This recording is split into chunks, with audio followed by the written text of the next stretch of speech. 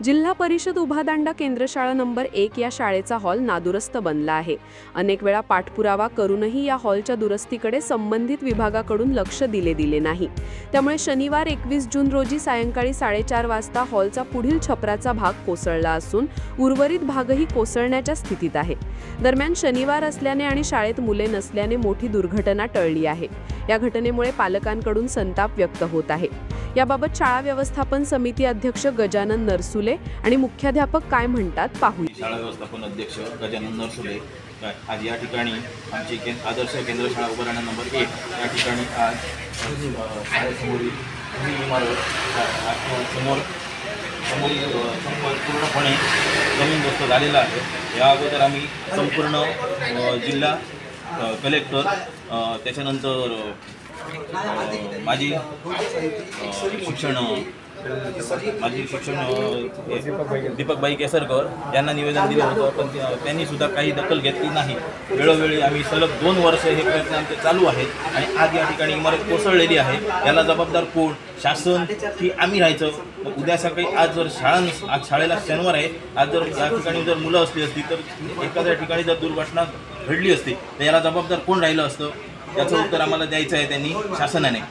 त्याचप्रमाणे या ठिकाणी आमच्या सिंधुदुर्ग जिल्ह्याचे पालकमंत्री सन्माननीय पालकमंत्री श्री नितेशजी राणे साहेब यांनी जरा तात्काळ दखल घेऊन आम्हाला तातडीची मदत करावी ही विनंती। धन्यवाद। नमस्कार, ही आमची उभादांडा शाळा नंबर 1 आहे। आज या ठिकाणी भरपूर पाऊस लागतो आहे आणि या पावसामध्ये ही आमची जुनी इमारत आहे, ही आज या ठिकाणी 4:30 वाजता संध्याकाळी कोसळलेली आहे।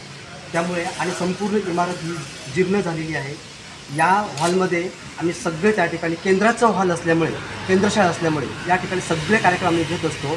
पण आज या ठिकाणी शनिवार असल्यामुळे आणि आता संध्याकाळी कोसळल्यामुळे मुलांच्या या ठिकाणी नशिबाने मुलं वाचलेली आहेत। त्यानंतर आमची ही जी जुनी इमारत आहे, आमच्या या इमारतीमध्ये 8 वर्गखोल्या आहेत, पण 8 वर्गखोल्यांपैकी 4 वर्गखोल्या ह्या अडकून आहेत। त्याच्यामध्ये एक आहे विज्ञान केंद्र आहे, दुसरं आहे संगणक कक्षासाठी रूम आहे, त्यानंतर मुख्याध्यापक त्या ठिकाणी वर्गासाठी एक रूम आहे आणि एक आहे व्हर्च्युअल क्लासरूम। त्यामुळे ही 4ही वर्गखोल्या अडकल्यामुळे मुलांना फक्त 4च वर्गखोल्या वापरता येतात। त्यामुळे आज आमच्या शाळेमध्ये 75 पटसंख्या आहे, ती पुढे त्या ठिकाणी 80 होईल किंवा 90ही होईल। मग ह्या 4 वर्गखोल्यांमध्ये त्या ठिकाणी कशी मुलं बसवायची हा आम्हा या सर्व शिक्षकांचा मोठा प्रश्न पडलेला आहे। त्यामुळे आम्ही निवेदनं दिलेली आहे शाळेमार्फत गट शिक्षणाधिकाऱ्यापासून ते CO साहेबांपर्यंत त्या ठिकाणी निवेदन दिलेलं आहे। परंतु मी आज या ठिकाणी 2 वर्ष निवेदन करतो आहे, परंतु काही या ठिकाणी आम्हाला निधी उपलब्ध झालेला नाही। तरी माझी विनंती आहे की शासनाने आज या ठिकाणी जी इमारत आमची जुनी इमारत आहे ती कोसळली आहे, की त्यासाठी तातडीने आम्हाला निधी मंजूर करावा अशी मी त्यांना विनंती करतो। माझं नाव आहे गणेश बाळकृष्ण चव्हाण, मी या ठिकाणी पदवीधर शिक्षक म्हणून आहे आणि मुख्याध्यापक म्हणून या ठिकाणी मी काम करतो।